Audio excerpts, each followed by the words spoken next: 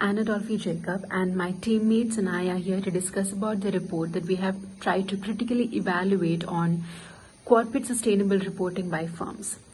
Where from the various research that we have conducted, we have been able to narrow down to a few factors that could determine what a good quality reporting is like.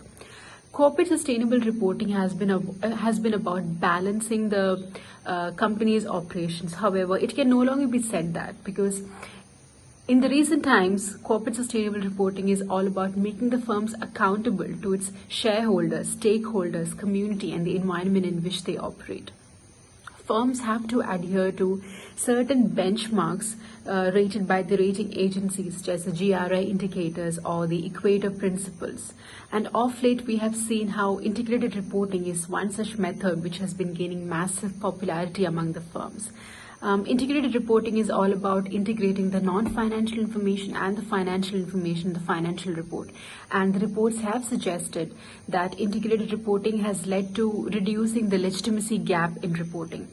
Now, talking about Santos as a corporation, it has been extremely vocal about the role of sustainability that plays in its operations and its delivering strategies.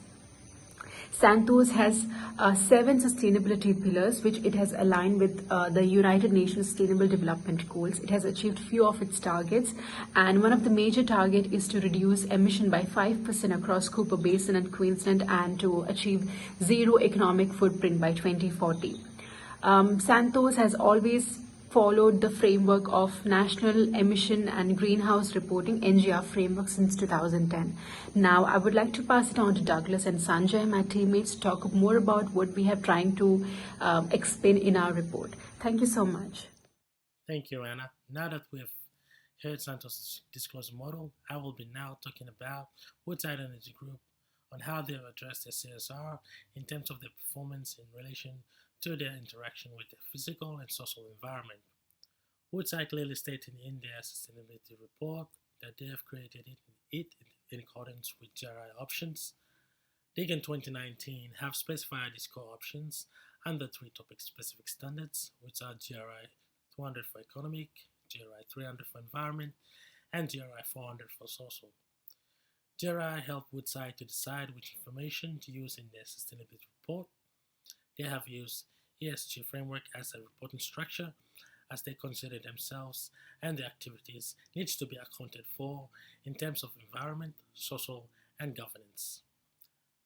Having ESG framework in place, they have adapted 9 UN goals into the frame and a set of material topics in line with GRI standards.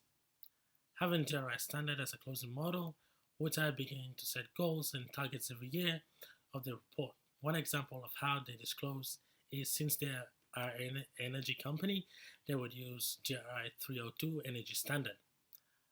Under that standard, they will disclose their energy consumption using standard 302.4 reduction of energy consumption. Having GRI 302.4, they combine with the right UN goal. The UN goal number 7, affordable and clean energy, is adopted as Woodside is striving for a cleaner fuel for the global markets. Using ESG reporting framework, they disclose their energy standards under the environment section on the climate change and resilience topic. Targets are set at 25% reduction by 2025, 30% by 2030, and they hope for zero net by 2050. I will now pass it on to Sanjay. Hey, my name is Sanjay Lamsal and my student ID is 12, 19, 40 and 89. Well, various research that has been done over the years has brought some certain findings on CSR. Corporations are far from achieving 100% legitimate sustainable report, as many firms have been identified with greenwashing their stakeholders. Greenwashing is also known as a greenwashing, and corporations may provide false information about their products to the stakeholders to attract them to invest on their company. They may rebuild their product, they may repackage their product, and they may also claim their products are environmental friendly, so that is called the greenwashing. And moving to the conclusion part of our assignment, Uh, Corporations can choose any disclosure method and guidelines to do CSR. Well, talking about the STO, they are using National Greenhouse and Energy Reporting. Under that, they have 7 sustainable pillars with 10 UN SDG aligned with each other. Moving to the WDS, they are doing their CSR under the GRI standards, and they have 9 US DG aligned to ECZ framework.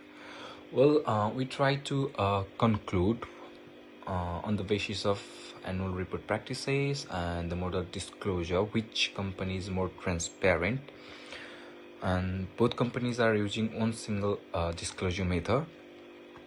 And as we can see, STU is leading by one goal than the WDS, but we can say STU is more transparent because they are using NGER, which is a national level disclosure.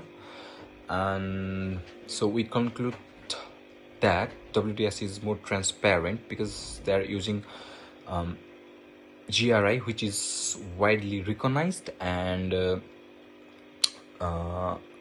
it is also comparable, balanced, and precise. So obviously WDS is more transparent.